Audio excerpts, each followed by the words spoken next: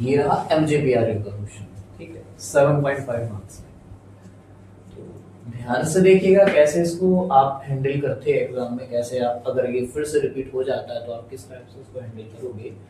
तो सबसे पहले आप देखिएगा कि आपको दिया गया है y sine of m sine inverse x और सीधे सीधे 2 टाइम्स डेरिवेटिव करने के लिए बोला है।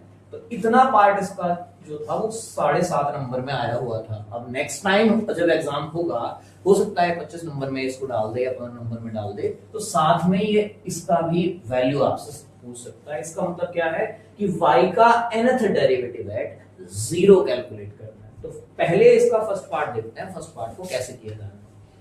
तो आप नॉर्मली देख पा रहे हैं कि यहां पर केवल 2 टाइम्स डेरिवेटिव हो रखा है, यहां पर केवल 2 टाइम्स डेरिवेटिव हो रखा है, तो हम इसका नॉर्मली 2 टाइम्स डेरिवेटिव करते हैं और इसको पैटर्न को बनाने की कोशिश करते हैं। तो क्या लिखेंगे, कैसे लिखना था, डिफरेंशिएटिंग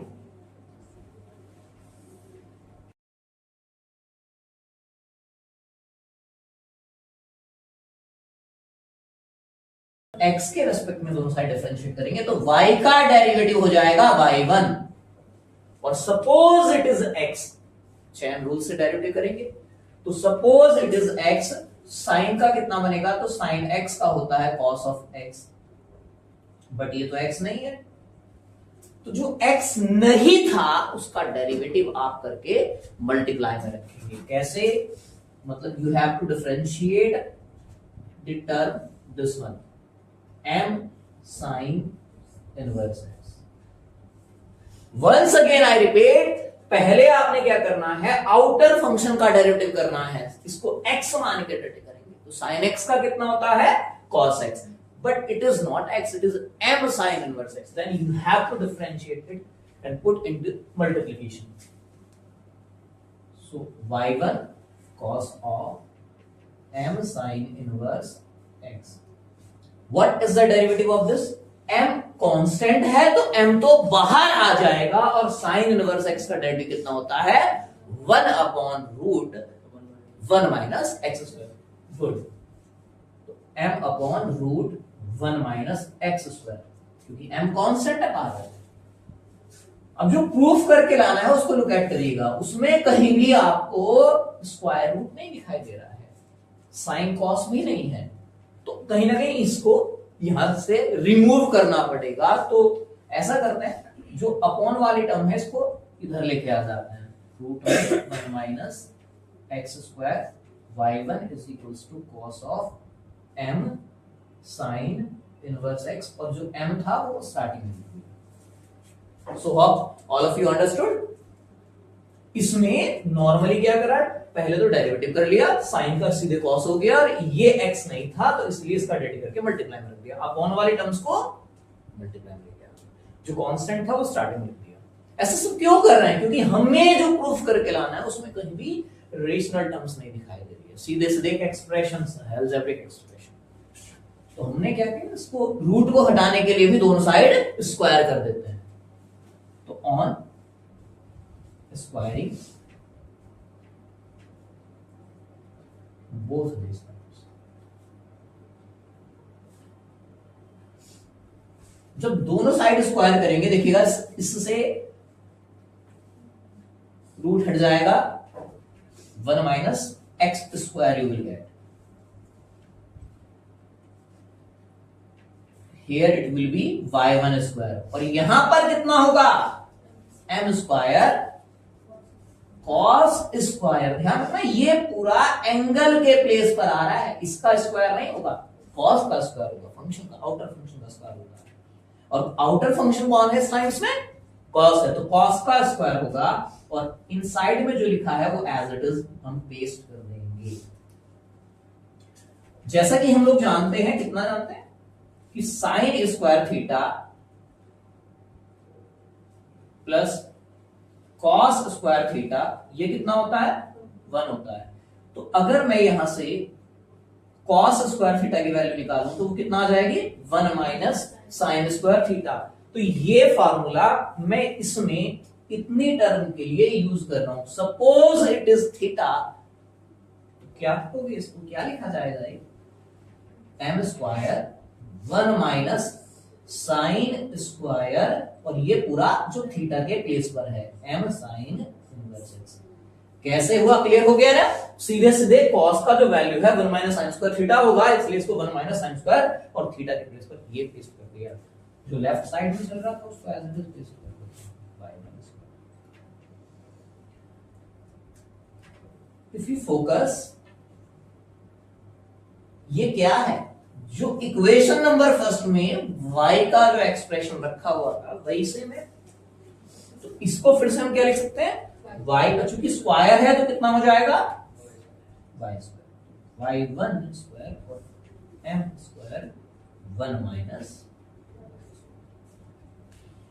देखिएगा जो प्रूफ करके लाना था वो एल्जेब्रिक एक्सप्रेशन है, और यहां पर भी हम एक एल्जेब्रिक एक्सप्रेशन में लगभग कन्वर्ट कर दिए हैं। जो साइन और उसका इनवर्स था वो यहां से रिमूव कर दिए हैं। तो अब इसमें एक चीज ऑब्जर्व हो रही कि यहां सेकंड डेरिवेटिव है और हमने जो किया है वो अभी उसमें कितना आ रहा है, फर्स्ट डेरिवेटिव। देन अगेन आप डिफरेंशिएट करोगे किसके रिस्पेक्ट में, x के। यहां जो डेरिवेटिव रखा है वो x के। सो व्हाट, डिफरेंशिएटिंग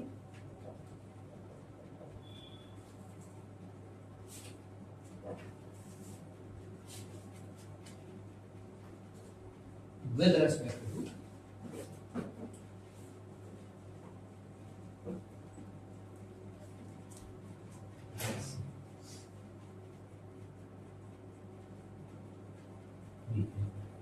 जो x के रेस्पेक्ट में डिफरेंशिएट करोगे तो यहां पर आपने प्रोडक्ट रूल फॉलो करना पड़ेगा। तो प्रोडक्ट रूल सभी को पता है, first function as it is, second का डेरिवेटिव। कीप इन माइंड ये y1 का स्क्वायर है, तो सपोज इसको मान लेते हैं, चैन रूल से इसको डायरेक्टली करेंगे, तो सपोज इट इज x, तो x स्क्वायर का कितना होता है 2x, तो ये कितना हो जाएगा 2 और x की जगह कितना चल रहा है y1, but it is not x, तो y1 का फिर से करना पड़ेगा, जिससे बन जाएगा हमारे पास कितना y2। y1 क्या था, फर्स्ट ऑर्डर डेरिवेटिव, फिर से इसका कर देंगे तो बन जाएगा second order derivative. Once again I repeat, y1 square है, suppose it is x square, तो x स्क्वायर का कितना होता है 2 into x, but it is not x, it is y1। then again you have to differentiate by chain rule of differentiation, and here the m square constant, 1 का derivative कितना होता है 0। Again हम तो x के रेस्पेक्ट में differentiation कर रहे थे, यहां पर y स्क्वायर रखा हुआ है, तो y स्क्वायर का कितना करना पड़ेगा, x मान करके करते हैं, सपोज इट इज x, तो y स्क्वायर का कितना हो जाएगा 2y। अब चूंकि ये तो y था और हम x के सापेक्ष कर रहे थे, तो कितना लिखना पड़ेगा, y का भी 1 टाइम्स रेडी करेंगे तो y1 आ जाएगा। वंस अगेन जैसे x स्क्वायर का 2x होता है ना, उसी टाइप से y स्क्वायर का 2y हो जाएगा, बट हम तो x के रिस्पेक्ट में कर रहे थे तो y का भी करना पड़ेगा, तो चैन रूल से y का कितना बन जाएगा y1। y1 का मतलब यहां पर किससे है, dy over dx से है, और ऐसे y2 का मतलब किससे है, d2y over dx स्क्वायर से है। इसको रीअरेंज करते हैं, तो रीअरेंज करेंगे, देखो कितना बनेगा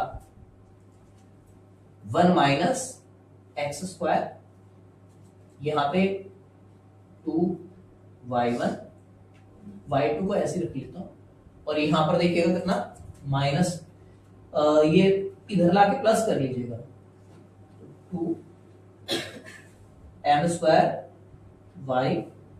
y1 इज इक्वल्स टू 0। ऐसा करते हैं, यहां से y1 को भी रिमूव कर देते हैं, ऐसा करते हैं, यहां से y1 को भी रिमूव कर देते हैं, या सीधे तौर पर सीधे जो लाइन आ रही है वो लिख लेंगे। तो यहां तक तो आप समझ गए, क्लियर है ना? यहां तक किसी को कोई डाउट? सीधे सीधे बहुत आसानी से यहां तक जो हमने डायरेक्ट कर दिया, एक बार करा फिर दोबारा कर दिया। अब इसमें 2y1 यहां भी है, 2y1 वहां भी है, तो आप ऐसा कर लीजिएगा, इसको इधर लेके आ जाएगा पहले, चलो 1 माइनस एक्स स्क्वायर, और इसको लिखा हमने 2y1 y2, इधर लाएंगे तो प्लस हो जाएगा कितना m स्क्वायर और 2y1 y2, और इज इक्वल्स 2, ये बनेगा हमारे पास 2y। जब उसको इधर लेके आ जाएंगे तो हमारे पास बन जाएगा 1 minus x square 2y1 y2 as it is, और m स्क्वायर 2y और y1। इसमें से कुछ कॉमन आ रहा है, 2y1 कॉमन आ रहा है, तो जब 2y1 कॉमन आ रहा है तो हमने लिखा है इसको कितना 1 माइनस एक्स स्क्वायर और y2 as it is plus m square और y, यहां से 2y1 कॉमन और इज इक्वल टू 0। अब देखो y1 0 नहीं था, इसलिए ये तो 0 हो नहीं सकता, क्योंकि अगर 0 होता तो y2 निकलता ही नहीं, फिर वो भी 0 आ जाता। तो यहां से हमने कहा इसको 0 के डिवाइड पहुंचा दीजिएगा, कितना आ जाएगा हमारे पास फिर 1 minus x square y2 plus m square y is equal to 0। कुछ इसमें मिसिंग हो गया क्या? क्या मिसिंग है? अच्छा, यहां पर प्रोडक्ट रूल लगाना था, हमने केवल क्या लगाया? एक का ही करा, दूसरा तो रह गया ना, तो यहां से इसको दोबारा कर लेते हैं। पैटर्न तो समझ आ गया ना क्या? इसमें एक टर्म मैं तो यही ऐड कर देता हूं, इसमें यहां आप प्लस करके यहां ऐड कर दो, इसमें फर्स्ट इसका रेडी कर दोगे, कितना आ जाएगा? वंस अगेन देखो, दोबारा से देख लो, फर्स्ट फंक्शन इसको माना, सेकंड फंक्शन इसको माना है। अभी किसका रेडी किया आपने? केवल इसका रेडी किया है, ये इसका किया है सेकंड वाले का, तो फर्स्ट वाले का भी तो करोगे, प्रोडक्ट रूल लगा रहे, तो इसी में यहां पर ऐड कर देंगे। ये कितना आ जाएगा हमारे पास? कितना आएगा बताओ? इसका करोगे कितना हो जाएगा? माइनस के 2x और कितना आ जाएगा? y1 का स्क्वायर ऐसे ही, इसमें भी कितना आ जाएगा? माइनस के 2x और y1 का स्क्वायर ऐसे ही। अब आप इस पूरे में से देखिएगा क्या कॉमन आ रहा है? 2y1, तो यहां पर कितना बनेगा हमारे पास फाइनली? बोलो। माइनस के 2x, एक, अच्छा 2 भी तो कॉमन ले लिया है ना, x y1 बच जाएगा, प्लस कितना? 1 minus x square into y2 बच जाएगा, और प्लस कितना बनेगा? m स्क्वायर और into y is equals into 2y1 is equals 0। देखो यहां तक आप पहुंच जाओगे बहुत इजीली। सीधे सीधे सुनो ध्यान से, जो इक्वेशन नंबर सेकंड आई थी उसका फर्दर डेरिवेटिव कर दिया, जिससे प्रोडक्ट रूल से हमारे पास फर्स्ट सेकंड मान करके ये एक्सप्रेशन आ जाएगा। इसमें से 2y1 कॉमन ले लेंगे, कॉमन लेने के बाद यहां तक पहुंच जाएंगे। 2y1 0 हो नहीं सकता, क्योंकि अगर 0 होता तो वहीं 0 हो जाता, फिर y2 भी खत्म हो जाता। तो हमारे पास एक्सप्रेशन क्या बन के आ गया? माइनस के x y1 plus 1 minus x square y2 और plus m square y is equals to 0। और करके इसको रीअरेंज करके लिख देंगे, कितना बन जाएगा? 1 minus x square into y2 और प्लस यहां पर इसको इधर लिख रहे हैं, ठीक है, अकॉर्डिंग टू जो प्रूफ करना था उसकी, plus m square y is equals to 0। देखना यही प्रूफ करके लाना था क्या? स्टेप्स क्लियर हुए या नहीं हुए? स्टेप्स क्लियर हुए? दोबारा देखो एक बार, वंस अगेन। सबसे पहले जो फंक्शन दिया था उसका हमने एक बार x के रेस्पेक्ट में डेरिवेटिव कर दिया। अब आउटर फंक्शन का डेरिवेटिव पहले होता है, इनसाइड वाले को हमने सपोज इट इज x, उसको x से किया तो sin x का cos x हो गया। अब x तो था नहीं, ये तो इसका फर्दर डेरिवेटिव करके मल्टीप्लाई करना पड़ा। फिर हमने जो अपॉन वाली टर्म्स थी उसको इधर लेके आ गए, और देन हमने क्या किया, यहां पर दोनों साइड स्क्वायर कर दिया, क्योंकि जो प्रूफ करके लाना था उसमें कहीं भी स्क्वायर रूट नहीं नजर आ रहा था और ना ही कोई साइन कॉस फंक्शन था, इसलिए हमने क्या किया, इसको रिमूव करने के लिए स्क्वायर कर दिया, जिससे क्या हुआ कि cos स्क्वायर को हम 1 माइनस sin स्क्वायर लिखने में कामयाब हो गए। क्योंकि हमारे पास फार्मूला होता है cos square theta plus sin square theta is equal to 1। Then हमने क्या किया, जो आया एक्सप्रेशन उसमें y इसके प्लेस पर रख दिया, तो y का स्क्वायर हो गया, क्योंकि स्क्वायर था। जो इक्वेशन नंबर सेकंड बन के आया उसका फिर से एक बार डेरिवेटिव कर दिया, जिससे फर्स्ट सेकंड मान करके इसका रेडी करेंगे तो अरेंज करके कुछ ऐसे एक्सप्रेशन हमारे पास बन के आ जाएगा, जिसको 2y1 कॉमन लेने के बाद कुछ ऐसे एक्सप्रेशन मिल जाएगा। देन हमारा जो 7.5 मार्क्स का क्वेश्चन था वो कंप्लीट। सो बहुत इतना समझ आया। अब क्या, कुछ सब इसका फोटो लेट क्यों हुए?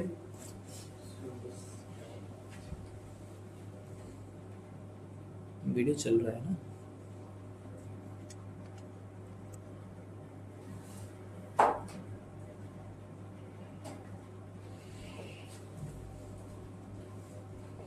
हो गया? क्लियर है सभी को कैसे कैसे किया? अगर मैं करवा के देख लूं, कर दोगे पक्का ना? मिस्टर कर दोगे पक्का? देखो पी वाई क्यू है, आज की जो मैराथन रखी हुई इसी वजह से अभी करवा के देखूंगा मैं नंबर ऑफ क्वेश्चंस, ठीक है, बहुत स्लो चल रहा हूं इसलिए।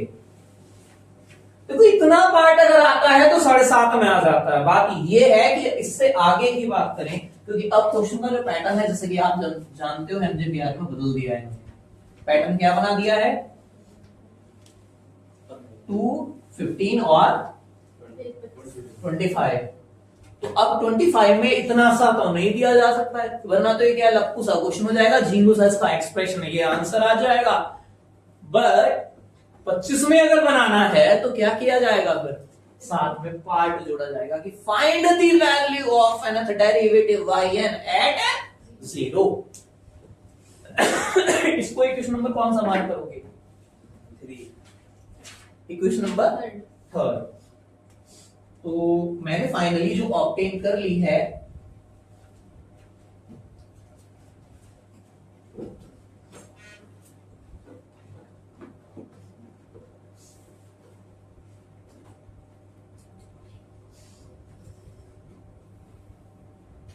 ये इक्वेशन नंबर 3 इसको मैं मार्क कर देता हूं। इतना तो समझ आ गया, इतने में कोई दिक्कत। पहले फर्स्ट टाइम रेडी किया था, फिर जो आया था उसका रीअरेंज करके हमने सेकंड टाइम्स डेरिवेटिव किया था, फिर उसका भी रीअरेंज करके पैटर्न किया था जो हमें प्रूफ करके लाना था 7.5 मार्क्स में। बात इसके बियॉन्ड, इससे ऊपर क्या हो सकता है, वो y की वैल्यू जो है nth डेरिवेटिव करने के बाद एट 0 हो सकता है, तो उसको कैसे निकालना है। तो आप क्या काम करेंगे, जो एक्सप्रेशन आपको यहां मिल गया है इक्वेशन नंबर 3 में, इसका n टाइम्स डेरिवेटिव कर देंगे लेबनीज थ्योरम से। अब लेबनीज थ्योरम कैसे, जहां भी प्रोडक्ट फंक्शंस हो और मुझे n टाइम्स डेरिवेटिव करना है तो मैं लेबनीज थ्योरम का यूज करता हूं। सेंटेंस याद है नकल वाला, जब भी प्रोडक्ट में फंक्शंस दिए गए हो और n टाइम्स डेरिवेटिव करना है तो हम कौन सा थ्योरम का यूज करते हैं, लेबनीज का। देखो क्वेश्चन पर बाद में बढ़ेंगे, सबसे पहले आप मुझे लेबनीज थ्योरम बताओ, लेबनीज थ्योरम होती क्या है।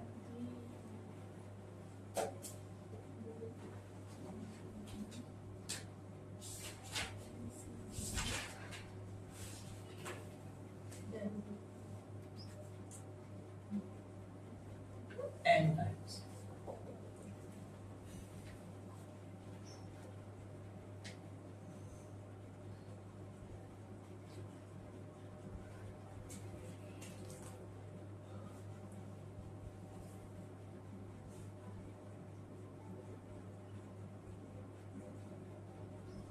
तो लेबनीज थ्योरम क्या कहती है कि अगर सपोज n टाइम्स डेरिवेटिव करना चाहते हो दो फंक्शंस के प्रोडक्ट का, तो आप बाइनोमियल कोएफिशिएंट का यूज करके इजीली इन प्रोडक्ट फंक्शंस का डेरिवेटिव कर सकते हो। जैसे NC0 n टाइम्स डेरिवेटिव कर दीजिएगा किसका, जो फर्स्ट फंक्शन u आपने माना है, और v को एज इट इज रख देंगे प्लस। इसको याद रखने का जो ट्रिक है वो सीधे सीधे क्या है कि इसमें से इसको घटाओ, d की पावर चढ़ाओ, जितना यहां होगा पावर उतना ही यहां टाइम्स डेरिवेटिव हो जाएगा v का। अब 0 है तो इसका मतलब 0th टाइम डेरिवेटिव मतलब करना ही नहीं है। अगर NC1 लिखा हुआ है, ठीक है, NC0 के बाद NC1 आता है ना, तो n में से 1 घटाओ तो कितना हो जाएगा, d to the power n-1 और u। चूंकि यहां एक डेरिवेटिव आपने कम कर दिया तो जितना इधर कम कर देंगे उधर आप इंक्रीज करते जाएंगे, उधर बढ़ाते जाएंगे, तो 1 टाइम्स डेरिवेटिव v का, तो NC2 d to the power n-2 u। और ऐसे ही यहां पर 2 बार डेरिवेटिव आपने कम कर दिया तो उधर आप 2 बार डेरिवेटिव बढ़ा देंगे। यही प्रोसेस आप रिपीट करते रहेंगे और लास्ट में आएगा NCn। क्योंकि n में से n खत्म करा तो कितना बन जाएगा, 0। तो d की पावर 0 तो मतलब 0th time derivative of u मतलब करना ही नहीं है, तो u तो एज इट इज आ जाएगा। बट जितना यहां हो जाता है उतना आगे बार दूसरे वाले का टाइम डेरिवेटिव हो जाता है, तो n टाइम्स डेरिवेटिव इसका हो जाएगा v का। तो सीधे सीधे एक लाइन याद रखिएगा, पूरा लेबनिज थ्योरम का फॉर्मूला याद हो जाएगा आपको। क्या है कि आपने एक फंक्शन का जो डेरिवेटिव्स है, नंबर ऑफ टाइम्स जो कर रहे थे आप, उसको तो घटाते जाना है, और दूसरे का जो नंबर ऑफ टाइम्स डेरिवेटिव है वो बढ़ाते जाना है। देख लो, और इसमें खास बात ये है कि हर टर्म में जो डी की पावर है, डेरिवेटिव की जो टोटल पावर बनेगी, चाहे वो यू का हो या बी का हो, टोटल जो बनेगी वो एन ही रहेगी। देखो यहां पर मैच करो, 1 यहां पर है, 1 से 1 खत्म, तो ऐसे समझ लो इसको याद रखने के लिए कि हर टर्म में डी की पावर एन आनी है, जितना इधर कम होगा उतना ही दूसरे साइड बढ़ता चला जाएगा। सो हाउ क्लियर हुआ ना फार्मूला।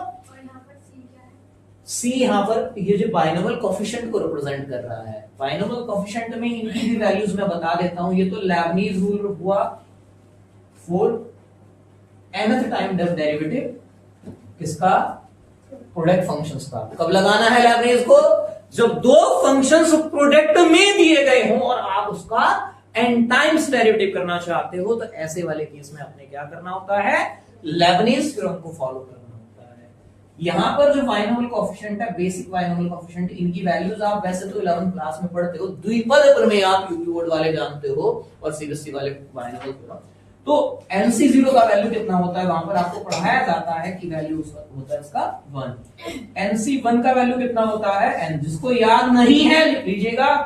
NC2 का वैल्यू होता है n-1 अपॉन 2 into 1। इसको ऐसे याद रखेंगे कि हम NC2 को कैसे ओपन करेंगे, n को 2 टाइम्स उल्टा ओपन कर दीजिएगा, मतलब इसमें से डिक्रीज करते जाना है, और 2 को आपको 1 तक उल्टा ओपन कर दीजिएगा। ऐसे ही अगर मैं NC3 पूछूं आपसे तो क्या बताओगे, n को 3 टाइम्स उल्टा ओपन कर देंगे, तो पहले तो n ही रहेगा, फिर n-1, फिर n-2, हो गया ना 3 टाइम्स, और उसके बाद 3 को अप टू 1 तक ओपन कर देंगे उल्टा, तो 3, 2, 1। अच्छा, ऐसे ही अगर मैं आपसे NC4 की वैल्यू पूछ लूं तो क्या बताओगे, n-1, n-2, n-3 अपॉन कितना आ जाएगा, 4, 3, 2, 1। तो अब तो भय नहीं लगेगा ना इनसे, बाइनोमियल कोएफिशिएंट से सबकी वैल्यूज निकल जाएगी ना। और लास्ट में ये भी याद रखना, NCN की जो वैल्यू होती है वो 1 होती है। बाइनोमियल कोएफिशिएंट सिमेट्रिक चलते हैं, जितना स्टार्टिंग से वैल्यू होती है उतना ही लास्ट से वैल्यू होती है, जितना वैल्यू NC0 की होती है उतना ही NCN की होती है, जितना NC1 की होती है उतना ही NCN-1 की होती है, क्योंकि बाइनोमियल कोएफिशिएंट में ये पैटर्न फॉलो होता है, NCR = NCN-R, जिसकी वजह से यहां जो वैल्यू जितना स्टार्टिंग से होती है बाइनोमियल कोएफिशिएंट की, उतना ही लास्ट से होता है। तो ये तो रहा लेबनीज थ्योरम का ओवरव्यू, जो आपने फॉलो करना है इस क्वेश्चन में।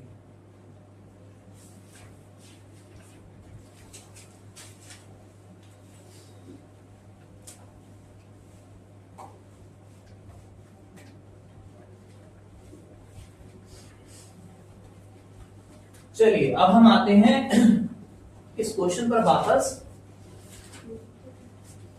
इधर देखिएगा सभी, अब इस क्वेश्चन पर वापस आते हैं। 7.5 मार्क्स का जो पार्ट था इसका वो हमने डन हो गया हमारा। अब 15 मार्क्स में क्या पूछा जा सकता है उसकी बात कर रहे हैं। देखिएगा इतना आता है तो 7.5 मार्क्स में अगर यहां इसका n टाइम्स डेरिवेटिव करके कोई एक्सप्रेशन भी दे देता है प्रूफ करने के लिए, वो 15 मार्क्स का। साथ में अगर ये वैल्यू भी दिया गया तो 25 मार्क्स में इसका एलिजिबिलिटी क्राइटेरिया हो जाता है कि ये कम से कम 25 नंबर में तो आएगा। तो कैसे करना होगा इसको, n टाइम्स डिफरेंशिएशन करते हैं। तो differentiating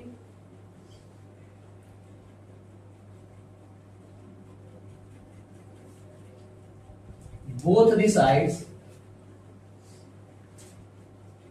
n times by Leibniz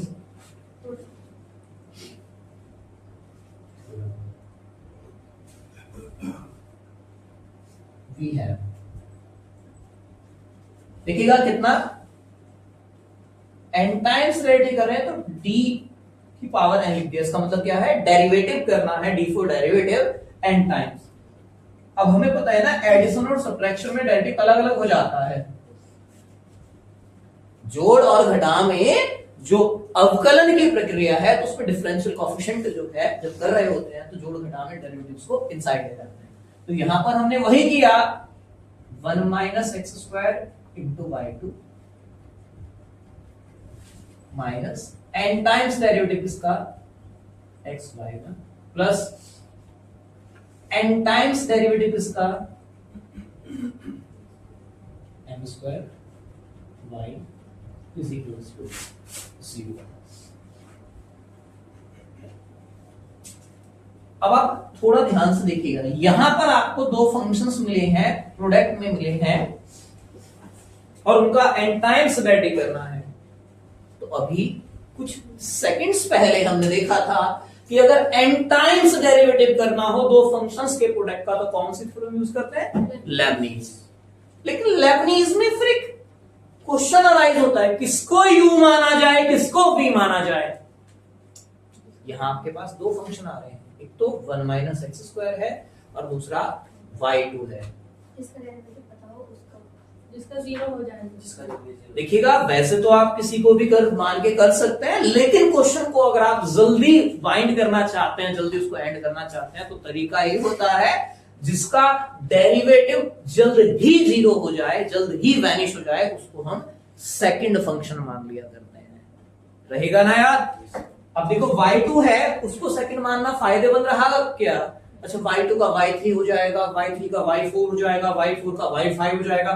y चूंकि अननोन है हमारे पास, हमें y जो है एक्सप्रेशन के तौर पर देखा जाए तो बहुत गंदा सा दे रखा है, उसको कहां तक करते जाएंगे, उसका हम जीरो के बारे में गारंटी नहीं कर पाएंगे। But on the other hand अगर आप 1 माइनस एक्स स्क्वायर को सेकंड फंक्शन मान लेते हैं तो अच्छा फर्स्ट टाइम करोगे 1 माइनस एक्स स्क्वायर का डेरिवेटिव कितना हो जाएगा, 1 का तो 0 और एक्स स्क्वायर का 2x, तो माइनस के 2x हो जाएगा। माइनस 2x का फिर से डेरिवेटिव करोगे कितना बन जाएगा, -2 आ जाएगा। -2 का आप फिर से डेरिवेटिव करोगे कितना आ जाएगा, 0। मतलब after some times this term will go to 0। I think समझा ना कि कुछ टाइम बाद ये 0 हो जाएगी। तो इसको हम सेकंड मान लेते हैं, मतलब इसको हम v फंक्शन मान लेते हैं और इसको u मान लेते हैं। और इन द सेम मैनर यहां पर आपने चूज करना है।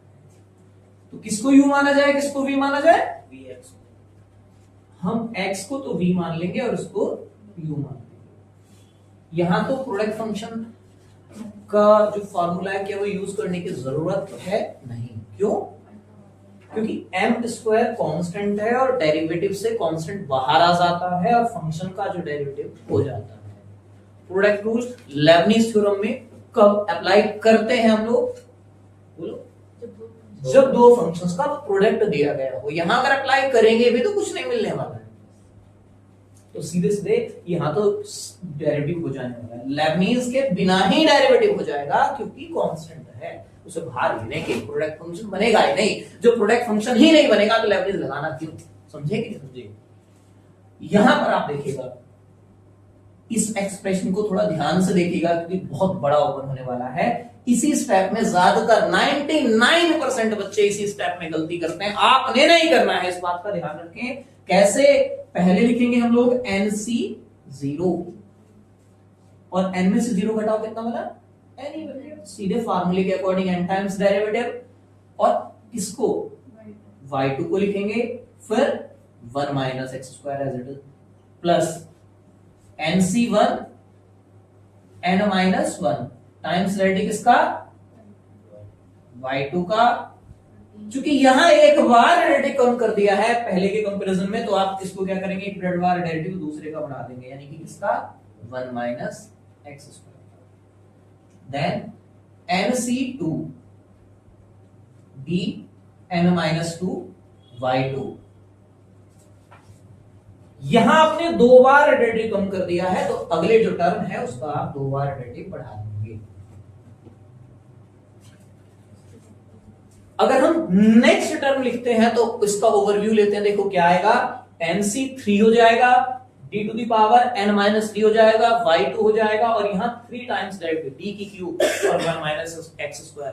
तो मैंने आपको बताया था कि अगर बाहर जो डेरिवेटिव कर रहे हो वो अंदर वाली जो एल्जेब्रिक टर्म लिखी हुई है पॉलीनोमियल टाइप की उससे ज्यादा है तो 0 हो जाएगा। यहां जो डिग्री है उससे ज्यादा है तो 0 हो जाएगा। क्योंकि देखो सीधी सीधी बात, पहले इसका क्या बनेगा -2x पहले स्टेप में, दूसरे स्टेप में कितना बन जाएगा -2, फिर कितना आ जाएगा 0। तो मतलब आगे की जो टर्म्स हैं मुझे पता है कि वो क्या हो जाएंगी 0, चाहे मैं नेक्स्ट 4 लिखूं 5 लिखूं कितनी भी पावर कर दूं का वो सब 0। तो सबसे बड़ी पहचान क्या है यहां पर कि जब यहां d की जो पावर है जिसको ऑर्डर कहते हैं, क्योंकि डेरिवेटिव की जो पावर होती है यहां डेरिवेटिव कितने टाइम्स कर रहे हो वो ऑर्डर को रिप्रेजेंट कर, जब ऑर्डर और डिग्री एक्सप्रेशन में अंदर डिग्री, और क्योंकि वो पोलिनोमियल है, पोलिनोमियल में डिग्री चेक की जाती है, जब ऑर्डर और डिग्री सेम हो जाए तो वहां पर आप स्टॉप कर दोगे। तो प्लस मैं डॉट डॉट लिख देता हूं, इस डॉट डॉट में बाकी टर्म्स आएंगी, लेकिन मुझे पता है कि उनका कैलकुलेशन सभी का कितना हो जाने वाला है 0 हो जाएगा। ऐसे ही आप इसकी कैलकुलेशन करेंगे तो क्या बनेगा NC 0। आप लोग बताएं क्या बनेगा n टाइम्स डेरिवेटिव का y1 का, और इनटू कितना आ जाएगा 1 टाइम्स डेरिवेटिव x का, प्लस NC1 सर यहाँ 1 टाइम्स नहीं आएगा, NC0 n times derivative y1 का, और यहां x एज इट इज आ जाएगा, प्लस NC1 यहां पर क्या करोगे और d x। आगे लिखना चाहिए क्या नहीं लिखना चाहिए, आगे लिखना चाहिए कि नहीं लिखना चाहिए, नहीं लिखना चाहिए क्योंकि टाइम वेस्ट है, प्लस डॉट डॉट करके छोड़ देते हैं। यहां पर n² बाहर आ जाएगा और n टाइम्स डेरिवेटिव ऑफ इसका हो जाएगा इज इक्वल्स टू 0। किसी को कोई कंफ्यूजन हो इस लाइन में, once again I repeat, second function उसको मान लेंगे जिसका डेरिवेटिव जल्दी ही 0 हो जाएगा, तो यहां पर हमारा x² कुछ आफ्टर सम टाइम्स ये 0 हो जाएगा, जो नंबर ऑफ टाइम्स इसका डेरिवेटिव रिपीट करेंगे। ऐसे यहां पर इसको हमने सेकंड मान लिया, और वहां पर तो प्रोडक्ट फंक्शन का जो पैटर्न था वो लगाने की जरूरत ही नहीं है, वजह क्या है उसका, क्योंकि वो कांस्टेंट है, बाहर आ जाएगा। अब इसको रीअरेंज करते हैं, रीअरेंज करा तो हमने NC0 का वैल्यू कितना होता है 1 होता है, इसको यहां ऐड कर दीजिएगा। ऐड क्यों कर रहे हैं, क्योंकि हमें पता है कि ये 2 टाइम्स रेडी हो रखा है, उसका कितने टाइम्स कर रहे हैं आप आगे n टाइम्स कर रहे हैं, तो टोटल कितने टाइम्स हो जाएगा n+2 टाइम्स हो जाएगा, तो y n+2 into 1 minus x² plus NC1 की वैल्यू कितना होती है n होती है, अभी बताया था ना थोड़ी देर पहले मैंने आपको। इसको यहां पर ऐड करोगे कितना हो जाएगा y n+1, इसका 1 टाइम्स रेडी करो कितना आ जाएगा -2x, क्योंकि 1 था तो 0 हो जाएगा, x² पर x हो जाएगा, प्लस इसको सॉल्व करोगे कितना आएगा n-1/2, इसको करोगे कितना बनेगा, यहां ऐड कर दीजिएगा yn हो जाएगा, इसको करोगे 2 टाइम्स, देखो अभी 1 टाइम्स तो पहले किया था ना -2x, उसका फिर से कर देंगे तो कितना बन जाएगा माइनस, और आगे की टर्म 0 हो जाएंगे, तो अब डॉट डॉट लिखने की भी जरूरत नहीं है। फिर माइनस NC0 1 होता है, इसको करोगे तो y n+1 x as it is, plus NC1 की वैल्यू कितना होती है n, इसको यहां पर ऐड करिएगा कितना बन जाएगा yn, x का 1 टाइम्स रेडी कितना हो जाएगा 1, और आगे की टर्म्स लिखने की कोई रिक्वायरमेंट नहीं है, m², इसका n टाइम्स करेंगे कितना बन जाएगा,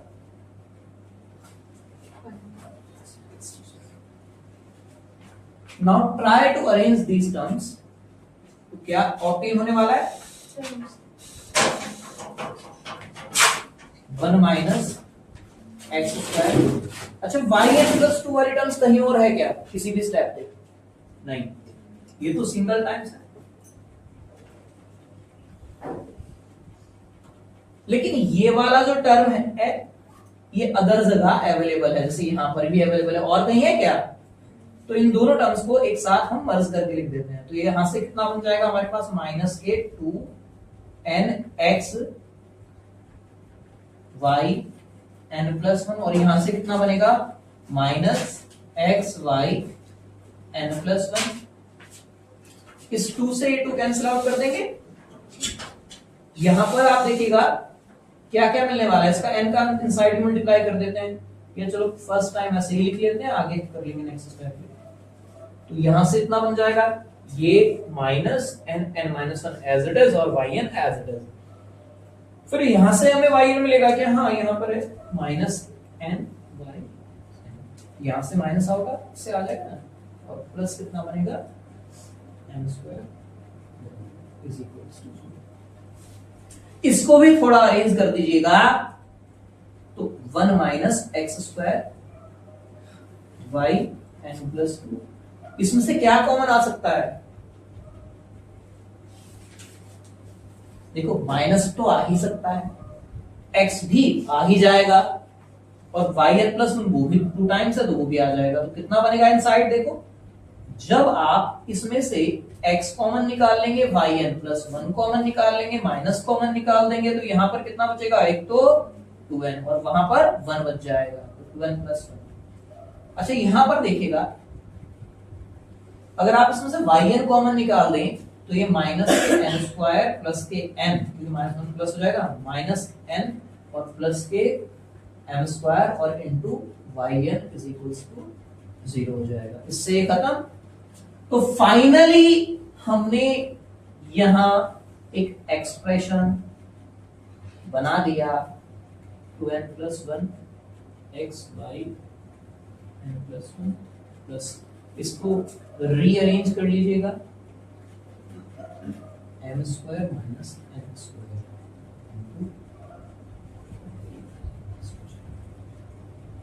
एग्जाम में अगर इतना प्रूफ करने के लिए आता है तो यहां तक वो आपको दे सकता है 15 मार्क्स में। केवल इतना आता है तो 7.5 मार्क्स में आया हुआ है, लेकिन अगर वो साथ में ये n प्लस 12 टाइम्स डेरिवेटिव करके ये एक्सप्रेशन को प्रूफ करने के लिए बोल देता है तो यहां तक आपके 15 मार्क्स पक्के हो जाता है। बात अब वो यूजुअली जो पूछता है वाई एन की ही वैल्यू पूछता है, अगर कुछ पूछेगा तो इसी टाइप से उसको भी एडिट कर लेंगे।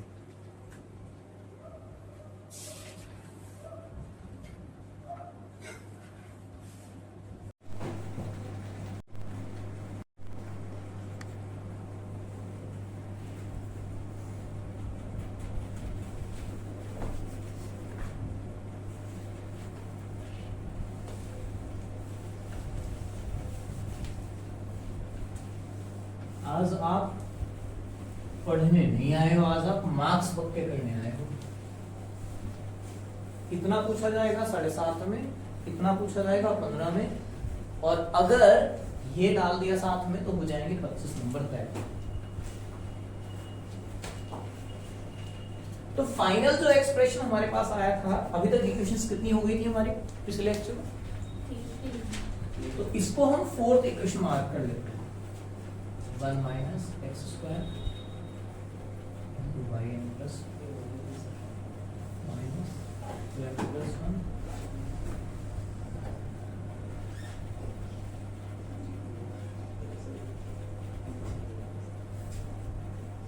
इसको इक्वेशन नंबर 4 मार्क कर लेते हैं। ठीक है,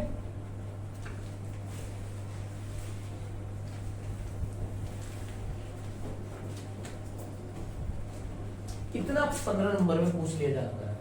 अब बात आती है कि वाई एन की वैल्यू एट 0 कैसे निकालें, तो हम ऐसा करते हैं विदाउट लॉस ऑफ जनरलिटी, पूरे एक्सप्रेशन में x की वैल्यू 0 रख देते हैं। कुछ नोटेशन यहां पर हम लोग यूज करेंगे, जैसे y की वैल्यू एट 0 का मतलब है y ऑफ 0, क्योंकि y इज इक्वल्स टू हमारे पास होता है y ऑफ x।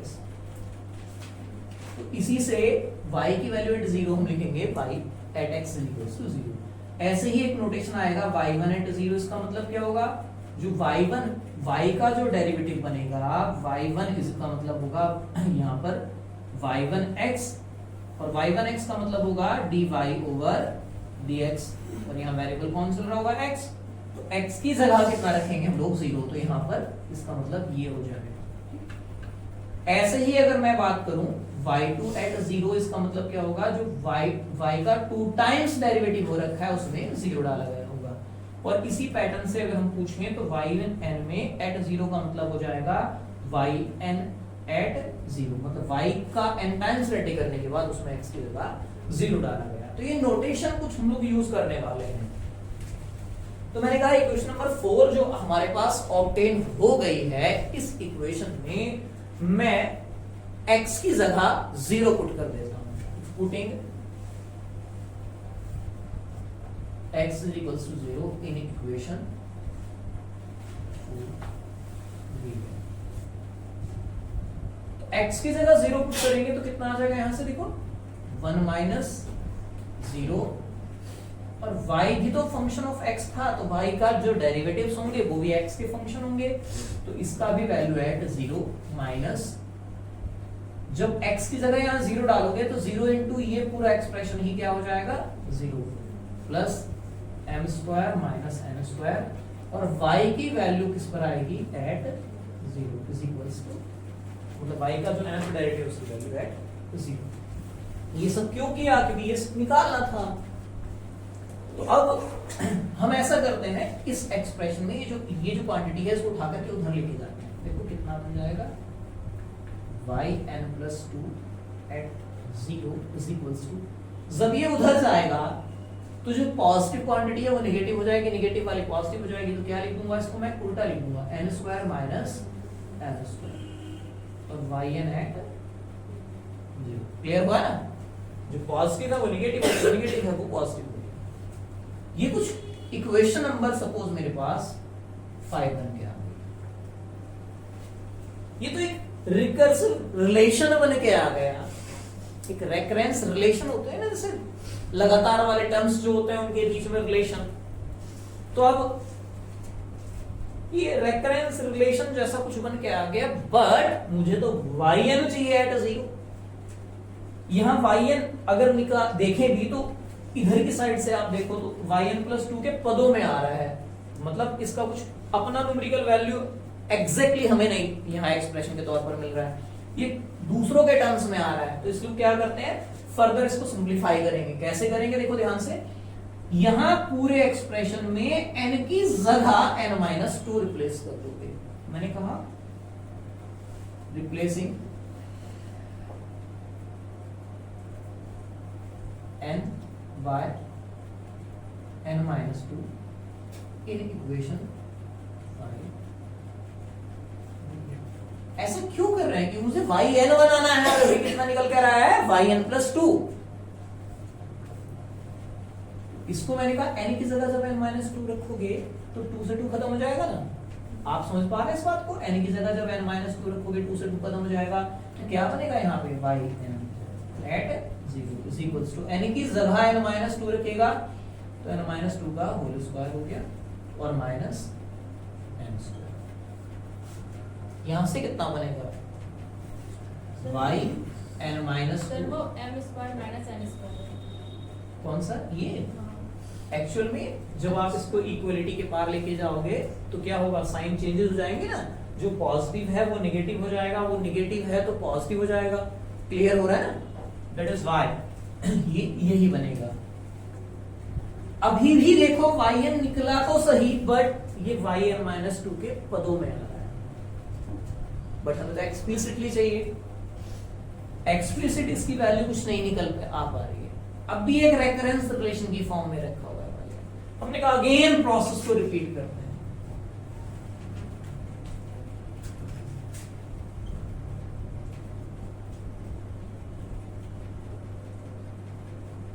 तो इसमें मैंने कहा जो एक्सप्रेशन आ गया है, इसमें फिर से n की जगह n-2 रिप्लेस कर देते हैं। तो मैं लिख देता हूं चाहे इस लाइन को, अगर आपको हो। ये इक्वेशन 6 आ गया ना, तो अगेन प्रोसेस को रिपीट कर रहे हैं। कैसे, again replacing n by n-2 in equation 6 में रिप्लेस कर दीजिए।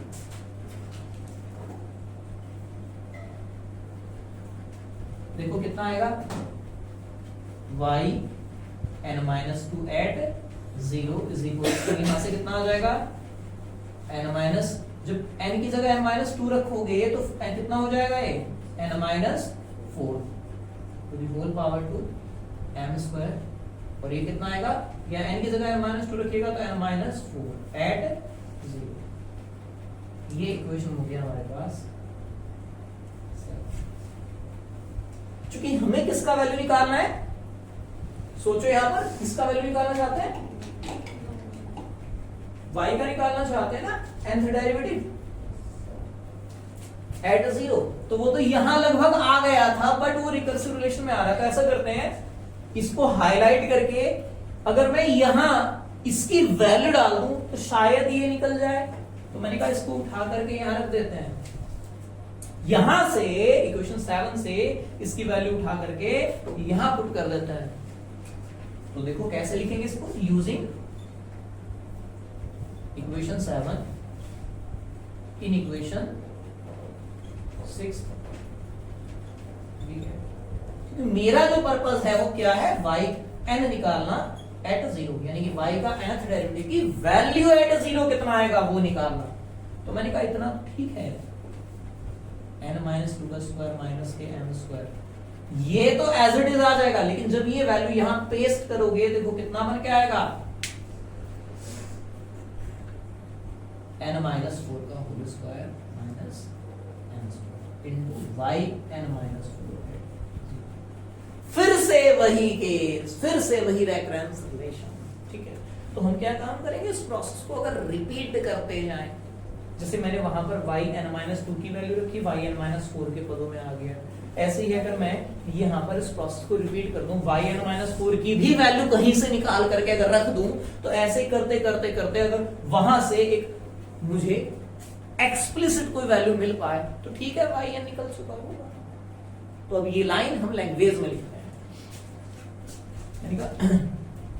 repeating this process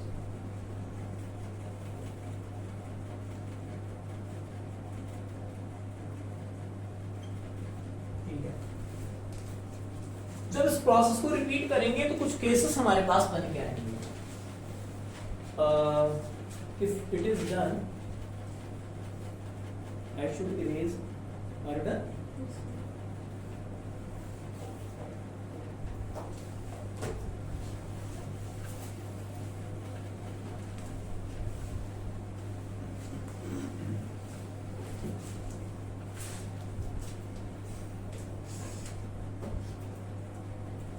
अच्छा, नेक्स्ट स्टेप में जब प्रोसेस को रिपीट करेंगे तो yn कितना हो जाएगा, बोलो, n minus 2 the whole power 2 minus m square, n minus 4 to the whole power 2 minus m square। 2 कम होता जा रहा है, तो अगली बार भी 2 कम करोगे कितना होगा, 6, n minus 6 का whole square minus m square. और स्टेप यहां पर कितना बन जाएगा, n minus 6 एट 0। यही प्रोसेस अगर रिपीट करते जाएं, अगले नेक्स्ट टाइम अगर देखो क्या बनेगा, यहां से n minus 8 to the whole power 2 minus m square और y n माइनस। बात ये आती है कि इसको एंड कहां पर करना है। देखो एंड करने के लिए यहां n पर डिपेंडेंसी रहेगी, n की वैल्यू क्या है उसके आधार पर यहां से हम रेफरेंस रिलेशन को एंड करेंगे। अब n तो इवन भी हो सकता है, ऑड भी हो सकता है, तो यहां दो केस बनाने पड़ेंगे हमें, एक इवन के लिए और ऑड के लिए। तो ये प्रोसेस जब रिपीट करते जाएंगे तो at last we will get yn। Here two case will be obtained, n minus to the whole power minus m square, n minus 4 to the whole power minus m square, n minus 6 to the whole power 2 minus m square। At last क्या मिलने वाला है, depend करेगा कि n को क्या आपने लिया। मैं इसी को यहां कॉपी कर देता हूं समझाने के लिए। देखो मैं लास्ट में एक साथ लिखूंगा दोनों बातें।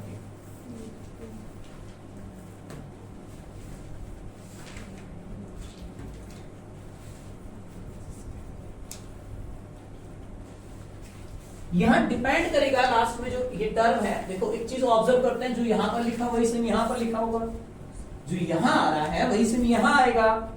तो मैंने कहा एट लास्ट ये डिपेंड करेगा कि n की वैल्यू क्या थी। तो n को मैंने कहा कि अगर if n is even, suppose even आपने 10 रख लिया, तो 10 रखोगे तो 10 माइनस 6 कितना हो जाएगा, फिर से उसमें से 2 घटाओ कितना बच जाएगा, फिर से 2 घटाओ कितना आ जाएगा। ये प्रोसेस रिपीट करते करते लास्ट में यहां जब ये इवन है और इवन में से इवन ही नंबर घटा रहे हैं तो लास्ट में जाकर के क्या बचने वाला होगा, 0 बचने वाला होगा, है ना। ऐसा करते हैं इसको, मैंने कहा लास्ट में अगर सपोज इसको 10 रखा मैंने तो ये कितना बन जाएगा 10 माइनस 6 का होल स्क्वायर, फिर नेक्स्ट टाइम कितना आ जाएगा 10 माइनस 8 का होल स्क्वायर, है ना। तो यानी कि लास्ट में या तो यहां पर 0 बनेगा या 2 बनेगा, या उससे पहले रोके तो y4 बन, मतलब यहां पर कितना बनेगा y4 बन जाएगा ना यहां से, या y6 बन जाएगा, y8 बन जाएगा। तो मेरे पे डिपेंड करता है मैं कहां रोकने वाला हूं। तो मैंने इसको कहा यहां 2 पर रोक देता है। तो जो यहां पर एंड किया वही सेम यहां मिलेगा, y2 एट, क्या इतनी बात समझ आ गई। जो यहां पर लिखोगे वही सेम यहां आने वाला है। तो यहां कितना लिखा हुआ है हमने 2, 4 भी लिख सकते थे आप, 4 पर भी ऐड कर सकते थे, फिर उसकी वैल्यू निकाल के रखना पड़ता, क्योंकि y2 के लिए इक्वेशन बना रखी है इसलिए मैंने y2 पर रोक दिया। अच्छा इसमें इसको ऊपर लिखना है कितना, whole square minus m square और y2 की वैल्यू एट, ये केस इवन के लिए हो गया। अगर n का मान आप इवन रखोगे, सपोज आपने 10 रख दिया या 12 रख दिया, तो लास्ट में ऐसे ही यहाँ पर 2 बन जाएगा। और जो क्वांटिटी यहाँ लिखोगे वही सेम क्वांटिटी आपको यहाँ लिखना पड़ेगा। इतना क्लियर है ना सभी को। अब अगर n का मान मैंने ऑड रख दिया तो क्या होगा, if n is odd number अपने हिसाब से कुछ भी बताओ मुझे आप, 3 रख लो, लेकिन ऐसा रखना है जो क्वांटिटी घटा रखी है ना उससे बड़ा, क्योंकि यहाँ जो डेरिवेटिव्स है ये नेगेटिव टाइम्स नहीं होते, पॉजिटिव टाइम्स होते हैं। मतलब या तो 2 बार करोगे या 3 बार करोगे, ऐसा नहीं होता कि -1 टाइम्स रेडी कर दिया है। तो इसमें आप 7 रख लीजिएगा सपोज, तो 7 माइनस 1 6 कितना हो जाएगा, 1 हो जाएगा। 7 माइनस 6 कितना हो जाएगा, 1 हो जाएगा। तो इससे बड़ा रखना होता है, कुछ भी और रख लीजिएगा, इससे बड़ा रखेंगे तो कितना आएगा, 7 माइनस 6 कितना बन जाएगा 1। तो लास्ट में कितना लिखोगे 1 का स्क्वायर माइनस m स्क्वायर, और जो यहां पर आया है वही से यहां पर। देखो किसी को कोई भी डाउट नहीं, बहुत सिंपल। बस करेंगे क्या, 2 केस बनाने हैं, यही क्वांटिटी ऊपर नीचे पेस्ट कर देनी है। 2 केस बनाएंगे, इवन के लिए और ऑड के लिए, हमेशा ही ऐसे ऐड करना है आपने। अभी भी आंसर नहीं आया क्योंकि ये भी एक्सप्लिसिट आंसर नहीं है, अभी भी ये जो है ना कहीं y2 के पदों में आ रहा है और y1 के पदों में आ रहा है। तो हमने कहा इनकी वैल्यूज तो निकाल सकते हैं। इक्वेशन नंबर जो फर्स्ट के बाद फर्स्ट थी वो तो y वाली थी, सेकंड वाली जो थी वो 1 टाइम्स रेडी करके बनाई थी हमने। अगर आपको और देखो इसको इक्वेशन नंबर कौन सा मार्क करोगे, यहां तक कितनी इक्वेशंस होगी आपकी 11 ना, 7। अच्छा मुझे बताओ, मैं थोड़ा सा कैलकुलेशन साइड आप लोग भी 7 हो गई थी तो 8 होगी ना, 7 हो गई ना, तो 8 इक्वेशंस को मान लो, ठीक है। अब आप मुझे ये बताओ इक्वेशन नंबर जो सेकंड वाली थी क्या थी,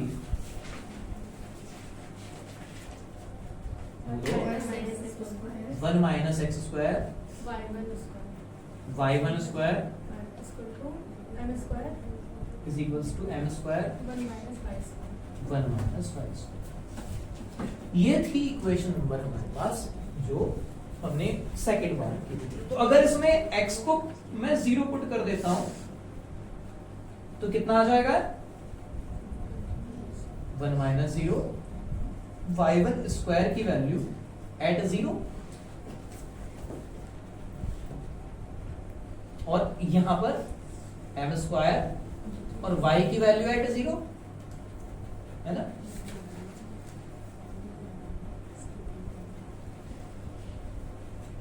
अच्छा चलो ठीक है, ये तो कोई प्रॉब्लम नहीं, सिर्फ y1 का स्क्वायर एट 0 ही हो गया, यहाँ m स्क्वायर ही हो गया। बात आती है इसका वैल्यू क्या, इसका वैल्यू निकालने के लिए जो इक्वेशन नंबर फर्स्ट थी इतनी हमारे पास, sine of m sine inverse x, ये थी ना इक्वेशन नंबर फर्स्ट, यही थी ना। तो इसमें अगर y की वैल्यू एट 0 निकालना चाहते हो तो आपने क्या रखना पड़ेगा, 0। साइन वर्स 0 कितना होता है, 0। 0 इंटू m कितना हो जाएगा, 0। पूरा बनेगा कितना, साइन 0, और साइन 0 का वैल्यू कितना होता है, 0। तो y 0 की वैल्यू एट 0, मतलब y की वैल्यू एट 0 कितना आ जाएगा, 0। तो जब वो वैल्यू 0 आ जाएगा, 0 यहाँ रख दोगे तो कितना बन जाएगा आपके पास, y1 square is equals to कितना आ जाएगा हमारे पास, दिस। तो y1 की वैल्यू कितना आ जाएगी हमारे पास, m आ जाएगी। क्लियर हो रहा है कि नहीं हो रहा है? तो अब ये जो वैल्यू है m आने के बाद, इसको उठा करके हम लोग कहाँ रख देंगे, जिस एक्सप्रेशन में हमें जरूरत थी, यहाँ पर। अब बात आती है y2 की, कैसे निकालें। ठीक है, ऐसे ही हमारे पास y2 आने वाला है।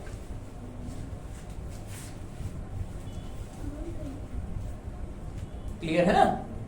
अब इक्वेशन नेक्स्ट कौन सी थी हमारे पास, फ्रॉम इक्वेशन, बोलो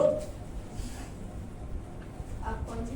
equation number 3, 1 minus x square into y2 minus X y1 plus m square y is equal to 0, यही थी क्या, चेक करना,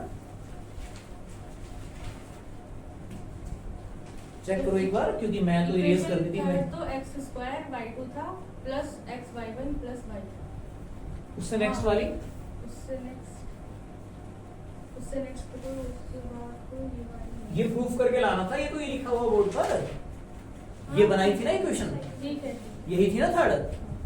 तो अगर ये थी तो इसमें क्या करिएगा, पुट करिएगा फिर से, x इज इक्वल्स टू 0 कितना बन जाएगा, 1 माइनस 0, y2 की वैल्यू एट 0 माइनस इसको 0 पुट करेंगे तो ये पूरा खत्म ही हो जाएगा, प्लस m स्क्वायर, और ये कितना आ जाएगा, y की value at 0 is equals to 0।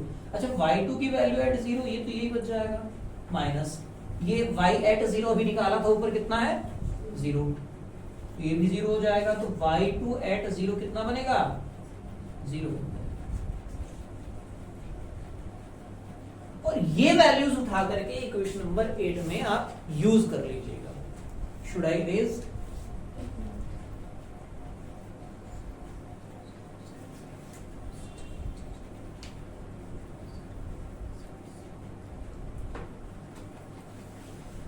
should I erase?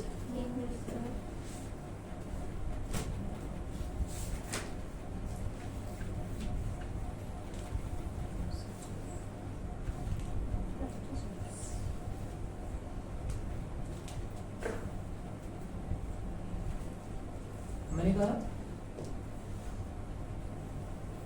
then equation 8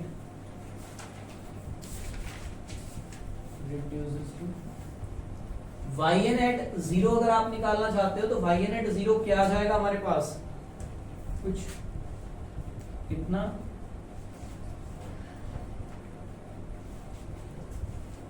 और जो वैल्यूज आई थी अभी पीछे उनको रख देते हैं। y1 की वैल्यू एट 0 कितना आई थी, m थी, तो यहां रख दोगे m। y2 की वैल्यू एट 0 कितना आई थी, 0, तो यहां रख दोगे 0।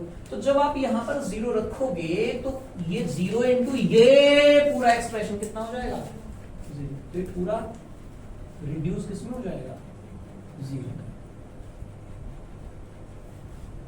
ये कब है answer, if n is even। और जब आप यहां से रखोगे वैल्यू तो कितना आ जाएगा, ये m। ये कब है, इफ n is, देखना क्या अब आपको रेफरेंस रिलेशन के तौर पर आंसर मिल रहा है, नहीं। जो टर्म्स थे, जिसके मतलब जो टर्म्स थे y2, y3, yn-2 या yn-4, वो सारे रिमूव करके न्यूमेरिकल क्वांटिटी के तौर पर हमने लिख दिया। तो यही हमारा फाइनल आंसर हो जाएगा, क्योंकि इसमें हम yn का वैल्यू एट 0 वो रेकरेंस रिलेशन के तौर पर नहीं, डायरेक्टली वैल्यूज के तौर पर ऑब्टेन कर पा रहे हैं। यहाँ आपके 25 मार्क्स पक्के हो जाते हैं। और अगर हम इसे यहीं छोड़ के क्वेश्चन नंबर 6 कर दें तो देखो फिर आप 25 मार्क्स की गारंटी नहीं लोगे, क्योंकि टीचर भी फिर मार्क्स जो है ना आधे में छोड़ देगा, जितना आप करोगे उसके अकॉर्डिंग, क्योंकि बात ये है आपको पूरा करना ही होगा। ओके, जो पढ़ाया था क्लासिफिकेशन उसको एक बार रिवाइज कर लीजिएगा, क्योंकि मैं पूछूंगा भी आपसे, जल्द से एक बार देखिए उसको। हो गया ना? पूरा 1 घंटा लेने वाला क्वेश्चन है, एग्जाम में 20 मिनट में कवर अप करना है, 20 मिनट से ज्यादा नहीं दोगे आप ऐसा, एग्जाम 20 मिनट में पूरा हो जाना चाहिए।